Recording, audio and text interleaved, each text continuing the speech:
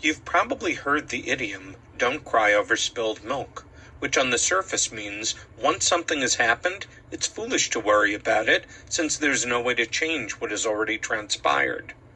But it also gives us an insight into the concepts of fate, determinism, and free will. If one believes in fate, the reason we shouldn't cry over the spilled milk is that the accident was destined to happen, and there's nothing we could have done to prevent it. We have no accountability for the consequence, since it is the universe that determined that the event would have happened no matter what we did. If, however, one believes in free will, we had a choice in the matter. We could have been careful and prevented the milk from spilling, or we could have been careless, in which case it is our fault that the milk spilled.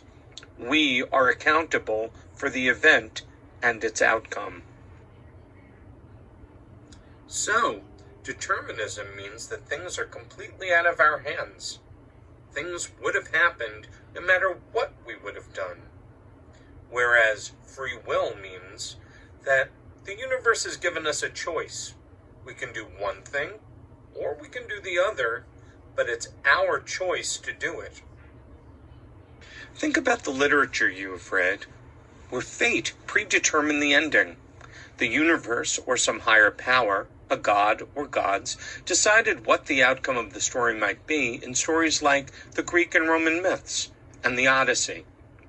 In plays like Oedipus the King, both the gods and a character who is a fortune teller are responsible for driving the title character towards his inevitable destiny. In plays like Romeo and Juliet, the playwright William Shakespeare tells us at the beginning what the outcome will be for the title characters.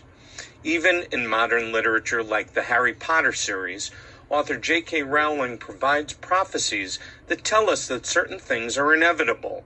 That is, they are meant to be, and so they will be.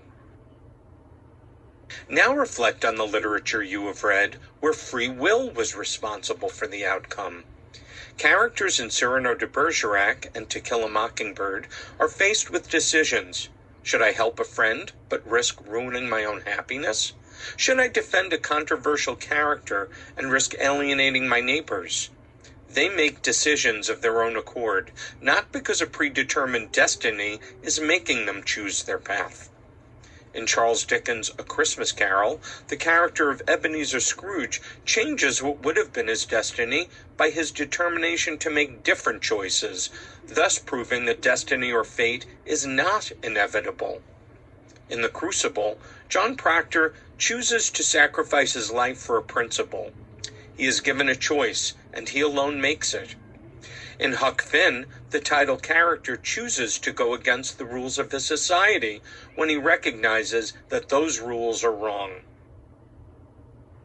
With this in mind, consider whether Macbeth is being driven by fate or free will. Though there are supernatural forces predicting Macbeth's fate, isn't it Macbeth's decision whether or not to act on those predictions? If it is truly Macbeth's fate to be king, wouldn't he be king if he did nothing at all and just allowed fate to run its course?